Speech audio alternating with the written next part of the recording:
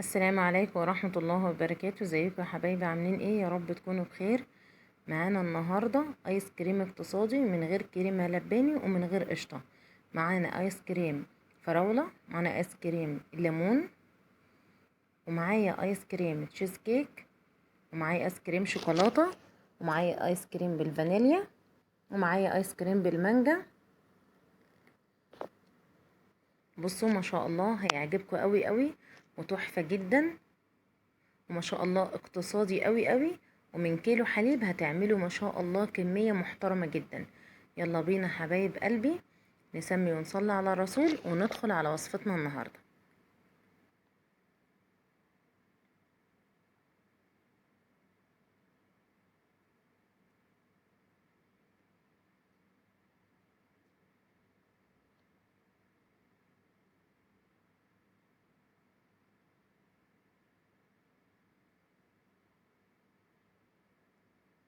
معايا هنا حلة فيها لتر من الحليب،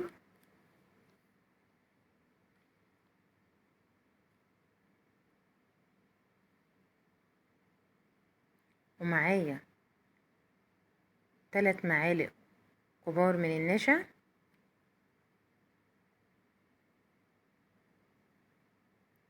ومعايا هنا معلقة زبدة كبيرة، ومعايا هنا كوب من السكر. انا خليته كوب الا ربع عشان ما يبقاش مسكر قوي. برفعهم على النار وبفضل اقلب فيهم لحد ما يبقى قوامهم زي ما انتوا شايفينه كده. القوام بتاعهم بيكون خفيف قوي، ما بيكونش تقيل مش زي المهلبية.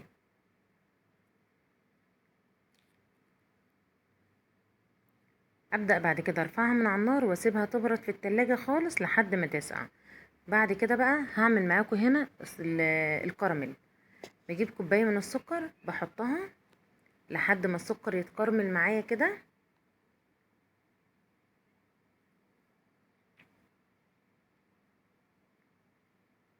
ابدأ بعد كده اضيف معلقة زبدة كبيرة واقلب برضو معايا تاني، وابدأ اضيف معايا كوباية من الحليب. بصوا هيكتل معايا ما تقلقوش جدا. طالما كتل معايا هبدأ اضربه في الهاند بلندر كده معايا. ضربته في الهاند بلندر وبسيبه يسقع شوية برضو في التلاجة.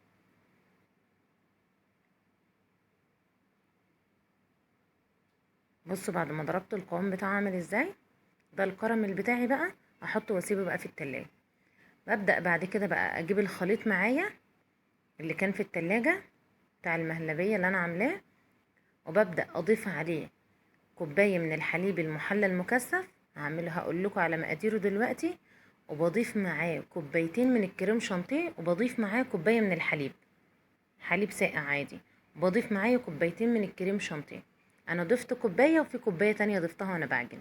معايا هنا نص كيلو من الفراولة انا مفرزاها وجاهزة معايا. طبعا انا محتاجاها حتى لو جاهزة او طازة بحطها في الفريزر. كذلك الامر المانجا برضو لازم احطهم في الفريزر يجمدوا معايا. طبعا ادي انتوا شايفين خليط اهو بعد ما اتضرب معايا كويس قوي ما شاء الله بيمط جدا. وشوفوا قوامه عامل ازاي. طبعا هنا انا ضربت الفراولة في الكبة من غير اي مية خالص، من غير اي سوائل.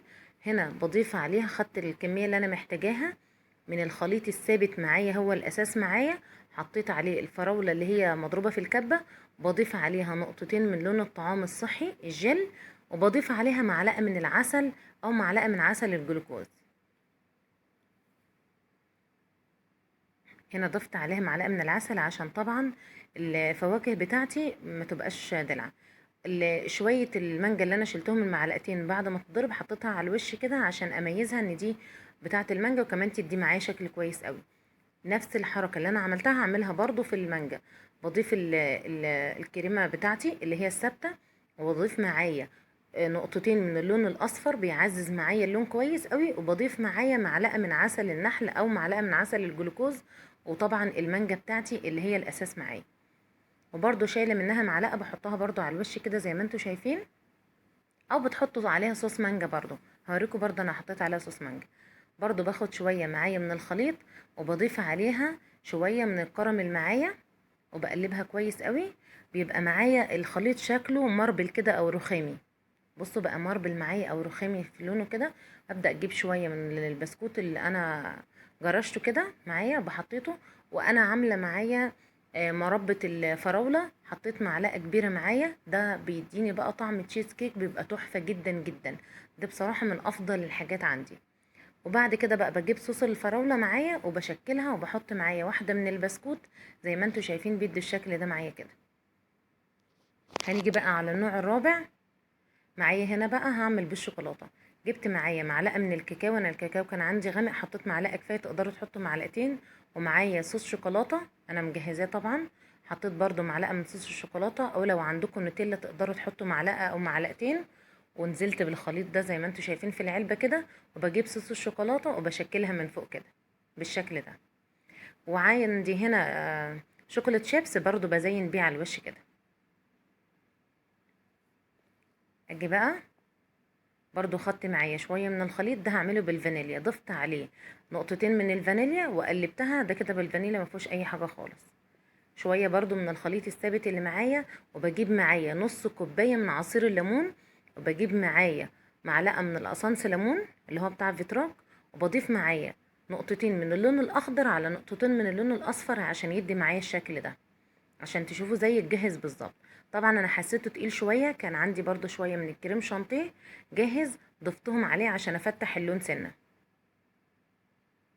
خلاص بصوا لونه زي بتاع بره بالظبط، زي الجاهز من بره اللي الولاد بيحبوا يعشقوه جدا. وطبعا زينتهم بالليمونه عشان اعرف ان دي بتاعه الليمون، بنميزها كمان. وهنا معايا الصوصات، معايا صوص كراميل ومعايا صوص مانجا زينت بيهم العلب. وبكده بسم الله ما شاء الله. شوفوا معايا كام بولة هنا، عملت كام واحدة. ادي بصوا اللي بالنعناع، مش عايزة احكي لكم على وصفه، على طعمه حكاية. طعم النعناع تحفة تحفة جدا. وطعم تشيز كيك طبعا دول من افضل الحاجات بصراحة عندي. وطبعا بالتوت هعمله لكم مرة تانية بإذن الله. واوريو ونسكافيه برضو ان شاء الله هعملها لكم في وصفة تانية بإذن الله. تعالوا بقى نقطع مع بعض. طبعا انا مش عندي المعلقة بتاعة الايس كريم، فمش هتطلعوا معايا ما شاء الله بالشكل اللي انتم متخيلينه، بس عندي معلقة عادية ببلها الاول في مية. تمام. وبعد كده ببدأ ايه، اشيل معايا الايس كريم زي ما انتم شايفين كده. هبدأ اشكله، عايزين تعملوا البولات من نوع واحد عادي جدا مفيش مشكلة معايا. معلقة الايس كريم طبعا بتوفر عليا المرحلة دي خالص، وبتبقى طبعا مخليه شكله تحفة. بصوا ما شاء الله كريمي ازاي، وبصوا ما شاء الله مطته تحفة جدا. المطة بتاعته حلوة قوي وقوامه حلو جدا. وطبعا ده كله من كيلو واحد من الحليب، ما شاء الله موفر جدا جدا. تعالوا شوف بولة الايس كريم النهارده بقت في المحلات بكام. موفر جدا جدا معايا. وزي ما قلت لكم هتعملوا الخليط الثابت وتقدروا تاخدوا منه من كل شويه كده وتعملوا كام بوله. انا عملت هنا يجي 7 اطعم، وتقدروا تزودوا اكتر من كده لان انا عندي الفراوله كانت بولتين علبتين. اقدر تاني من غير العلبه التانية دي كنت عملت طعم تاني، بس خلاص كنت انا قلبتها بالفعل يعني. ما شاء الله شوفوا شكله عامل ازاي. قلت لكم مطاطه حلوه جدا جدا وقوامه حلو جدا جدا وغني حلو قوي. الحليب المحلى المكثف عملت كوبايه من الحليب البودر، وكوبايه من السكر البودر، ونص كوبايه ميه مغليه، ومعلقه من الزبده، ضربتهم كويس قوي. وده الحليب المحلى المكثف، وضفت كوبايه على الخليط عشان يبقى غني جدا معايا. وتقدروا تشوفوا الفيديو بتاعه باذن الله لو انتوا حابين. كده يا حبايب قلبي وصفتنا النهارده خلصت. جربوها، ما تنسوش تقولوا لي رايكم في الكومنتات ولايك وشير. واشوفكم ان شاء الله في وصفه جديده، والسلام عليكم ورحمه الله وبركاته.